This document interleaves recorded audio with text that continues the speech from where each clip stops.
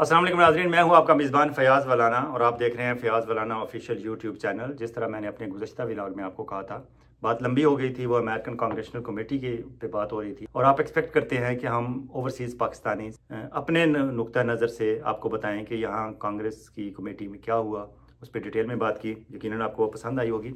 अगर आपने अभी तक वो व्लॉग नहीं देखा तो आप मेरी लिस्ट में जाके देख सकते हैं। और अगर आपको ये हमारी गुफ्तगू से अंदाज़ा हो कि हम पाकिस्तान के आम आदमी की बात करते हैं और बिला कमोकास्त करते हैं, तो प्लीज़ अपने दोस्तों के साथ शेयर करें, सब्सक्राइब करें और कमेंट सेक्शन में हमें मुख्तलिफ जो भी आप समझते हैं जिन टॉपिक्स पे बात करनी चाहिए वो हमें बताते चलें। और मैं कोशिश करूँगा कि सबसे पहले उस इशू पे बात करें जो इस वक्त पाकिस्तान का एक बर्निंग इशू है, जिस पे शायद अभी तक तवज्जो लोगों की नहीं हुई और मेरे ख्याल में ये एक नया सिलसिला पाकिस्तान में शुरू होने वाला है। उधर हमने अफ़गानिस्तान में तहरीक तालिबान पाकिस्तान के साथ वहाँ लड़ाई हमारी शुरू हो गई है।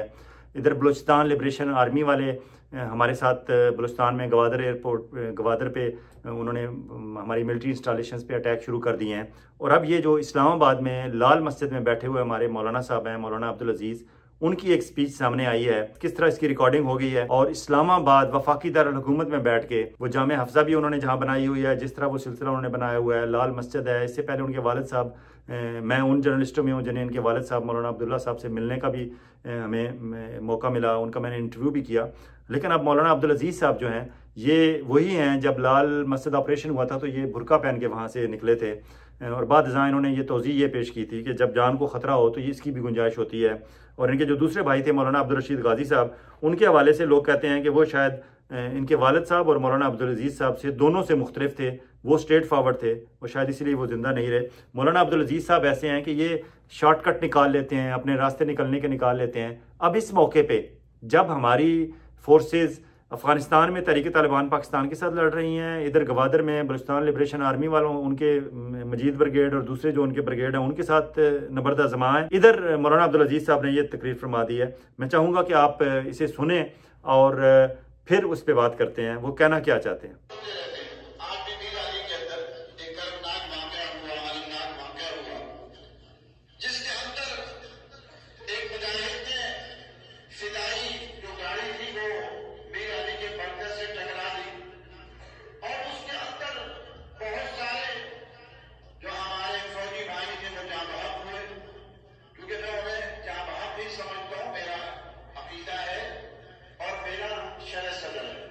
इस पर मैं पाकिस्तान के हर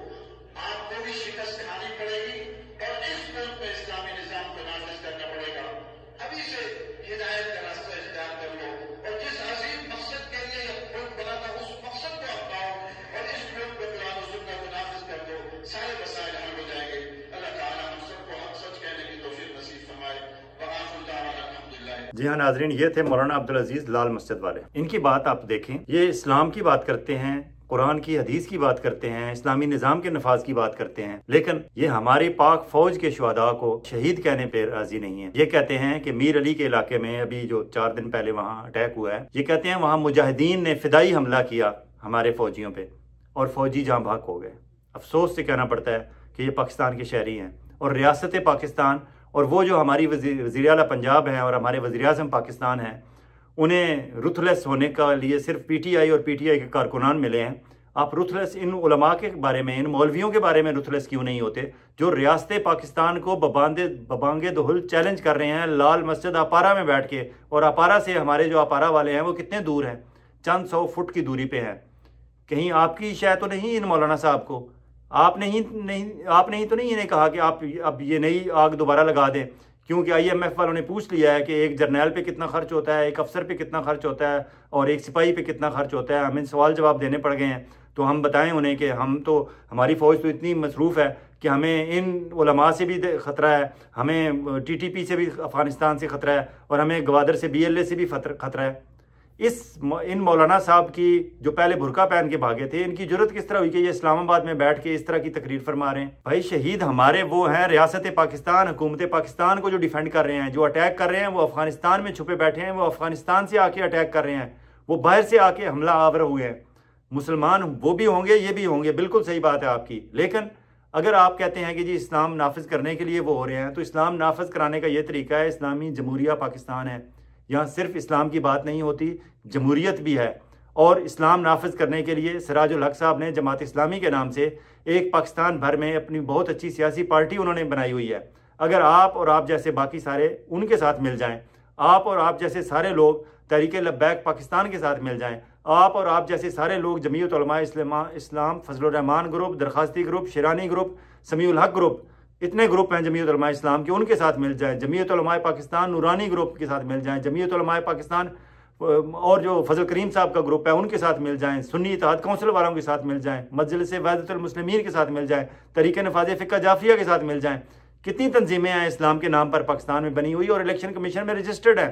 آپ سارے مل کے پاکستان میں الیکشن جیتیں اور اسلام نافذ کریں پاکستان میں، کسی کو کوئی اعتراض نہیں ہوگا. آپ پاکستان کی عوام کو قائل تو کریں آپ کرنا کیا چاہتے ہیں.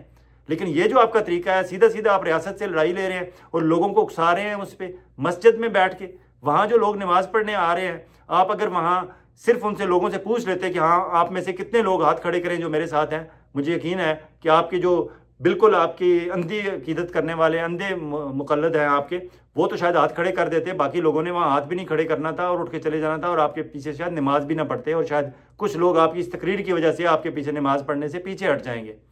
آپ کو اللہ تعالیٰ نے ایک رتبہ دیا ہے، عہدہ دیا ہے، ایک ذمہ داری دی ہے. آپ جو وہاں اسلام آباد میں بیٹھ کے بات کرتے ہیں اس کا ایک وزن ہے.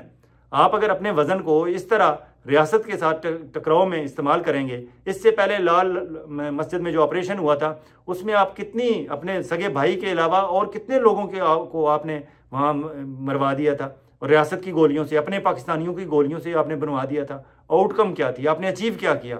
آپ کہتے ہیں ہماری شاخیں بن گئیں، ہماری بہاریں جامعہ افضہ کی پہلے سے زیادہ بہاریں. اور بھائی بہاریں اور بھی تو پاکستان میں 40 لاکھ لوگ ہیں جو مدرسے میں پڑھ رہے ہیں، مختلف مدارس میں پڑھ رہے ہیں، ان کی بھی بہاریں ہیں. لیکن ان مدارس سے، ان مساجد سے اس طرح کی تقریریں، اس طرح کے لب و لہجے میں گفتگو نہیں ہوتی جس طرح آپ کر رہے ہیں.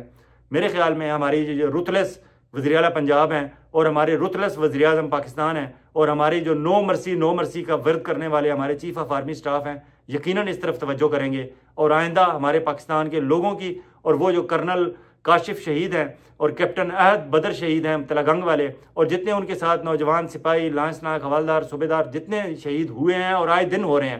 ابھی ڈونلڈ لو نے اپنی سپیچ میں کہا ہے کہ 2023 میں پاکستان میں دہشت گردی سے لڑتے ہوئے پاکستان کے 1000 لوگ شہید ہوئے ہیں. وہ 1000 خاندان جو ہیں ان کے زخموں پہ یہ نمک چھڑکنے والے مولانا عبدالعزیز صاحب جیسوں کو خاموش کرائیں گے اور ان کا کوئی انتظام کریں گے. کیوں کہ ہم ریاست کے اندر اس طرح کا خلفشار پاکستان کا ایک عام شہری برداشت نہیں کر سکتا. اجازت چاہوں گا، بہت جلد آپ کی خدمت میں دوبارہ حاضر ہوں گے. میں چاہتا ہوں کہ مولانا عبدالعزیز صاحب کے حوالے سے یہ جو میرا ولاگ ہے یہ یہاں تک ہی رہے، اس میں باقی چیزوں کو ہم نہیں ملاتے.